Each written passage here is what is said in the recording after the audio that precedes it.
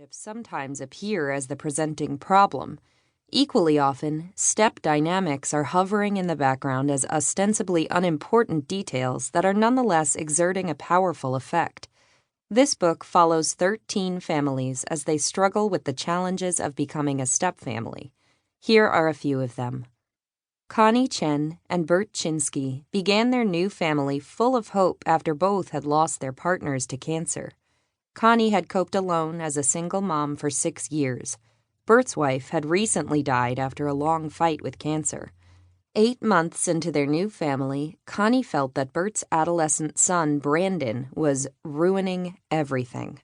Meanwhile, Brandon was telling his own therapist that he was trying to run a marathon with 2 broken legs.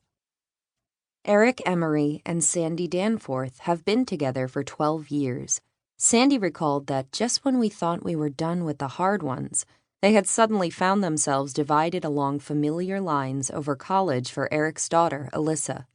Sandy and her siblings had worked their way through public universities. Eric and his older sister had attended private liberal arts colleges funded by their parents. Sandy was appalled that Eric fully expected to provide the same for his daughter, Alyssa. Jody Jenkins was in a truly wonderful new relationship with Dwayne. However, her 9-year-old daughter Jenna had become unbearably difficult.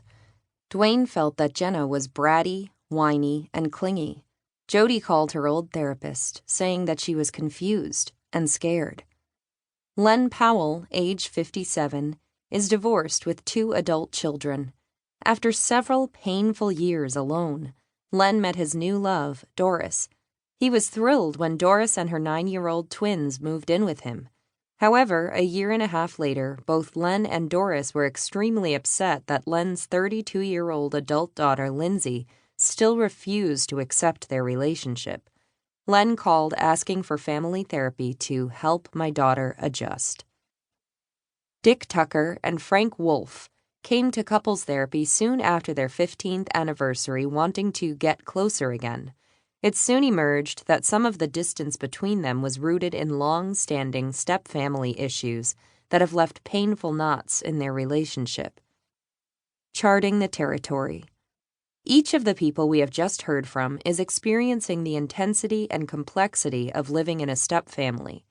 Understanding the predictable challenges they are facing and knowing what works to meet them will help them immensely. My own fascination with stepfamily relationships began in 1979. A few years into becoming a stepmother, I wrote my dissertation on stages of development in stepfamilies.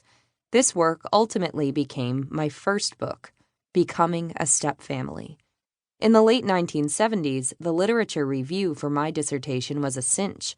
There was nothing to read. In the decades since I began this journey, much has changed.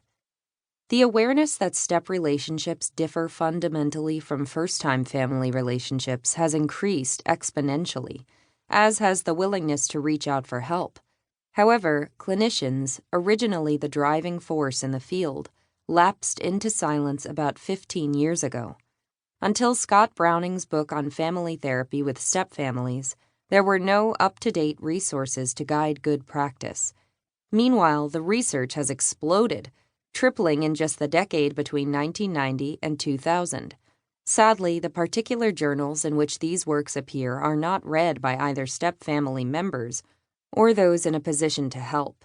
Thus, despite the growing public awareness that stepfamilies have unique needs, there has been a stunning dearth of good information and informed guidance. Indeed, lack of training and knowledge was cited by half of stepfamily members who found therapy unhelpful. Most graduate programs in psychology, marriage and family therapy, social work, school psychology, and pastoral counseling do not provide even the most basic education about stepfamily dynamics.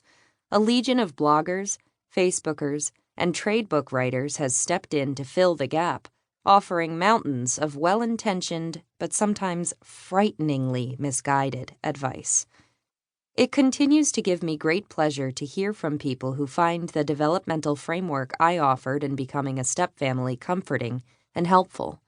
However, in the 30 years that have elapsed since I began exploring this territory, my understanding has deepened and grown. Surviving and thriving.